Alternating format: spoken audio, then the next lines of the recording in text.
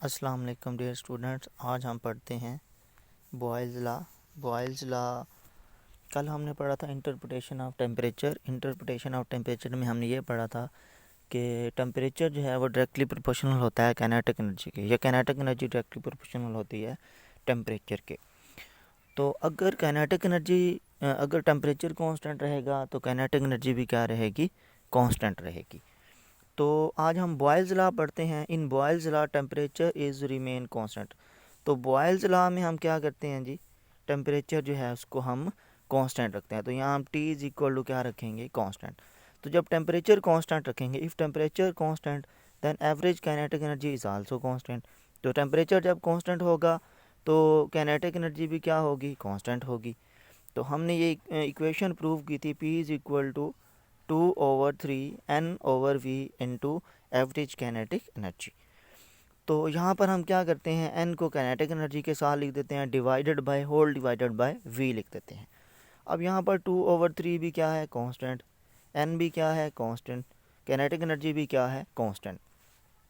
तो अब ये सारी चीज़ें क्या हैं जी, कांस्टेंट हैं। तो जब ये सारी चीज़ें, so we can write P is equal to constant over क्या आ जाएगा, V। ये सारी वैल्यूज़ N भी कांस्टेंट, काइनेटिक एनर्जी भी कांस्टेंट, 2/3 भी कांस्टेंट, तो ये सारी वैल्यूज़ हमने कांस्टेंट रख दी हैं। तो P इज़ इक्वल टू आ गया कांस्टेंट ओवर V।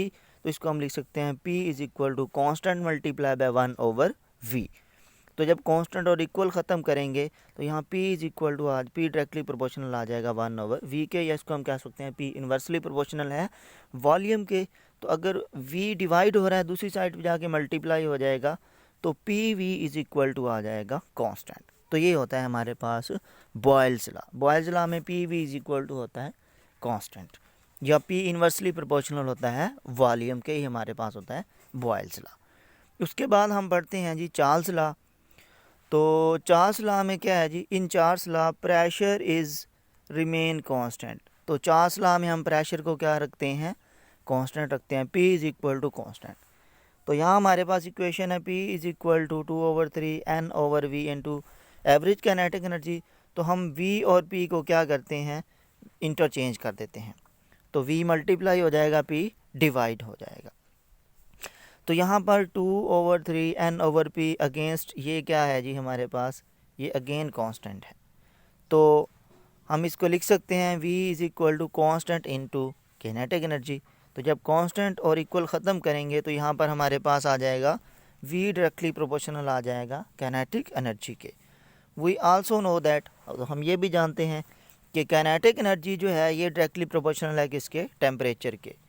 तो यहाँ पर वॉल्यूम भी जो है डायरेक्टली प्रोपोर्शनल आ गया काइनेटिक एनर्जी के, और हम भी ये भी जानते हैं कि काइनेटिक एनर्जी किसके डायरेक्टली प्रोपोर्शनल है, टेम्परेचर के।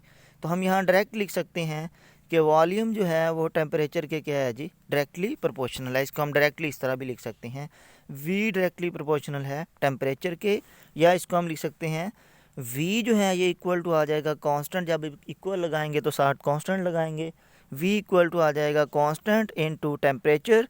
तो V/T, अब T मल्टीप्लाई हो रहा है, डिवाइड हो जाएगा, V/T इक्वल टू आ जाएगा कांस्टेंट। ये हमारे पास होता है जी चार्ल्स लॉ। चार्ल्स लॉ में हम क्या करते हैं जी, वॉल्यूम ओवर टेम्परेचर रेशियो जो है ये क्या रहती है, कांस्टेंट रहती है।